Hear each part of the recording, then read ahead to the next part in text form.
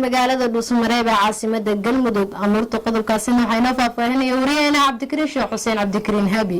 wararka laga helaya magaalada Dhuusamareeb ee caasimada Galmudug ayaa waxa ay sheegayaan in halkaasi ka socdo kulamo kala duwan oo laga hadlayo arrimaha maamulka Galmudug madaxweynaha dowlad goboleedka Galmudug Axmed Cabdi Kaariye Qoorqoor iyo sidoo kale madaxweyne ku-xigeenka Galmudug Cali Daahir Ciid ayaa kulan gaar ah la qaatay madaxweynihii hore ee Galmudug Axmed Ducaale geela xaaf kulanka ayaa waxa goobjoog ka ah xildhibaano dowladda federaalka ku metelaya Galmudug iyo sidoo kale siyaasiyiin ka soo jeeda deegaanada Galmudug iyaga oo mas'uuliyiinta ay xaaf ugu mahad celiyeen sidii uu tanaasulay shacabka Galmudug kulamadan ah kuwa sii socod doono ayaa waxa la filayaa in maalmaha nagu soo socdo Axmed Ducaale geela xaaf oo xilka ku wareejin doono madaxweynaha cusub ee Galmudug Axmed Cabdi Kaariye Qoorqoor Cabdikariin Sheekh Xuseen Cabdikariin Habi Radio Wadani TV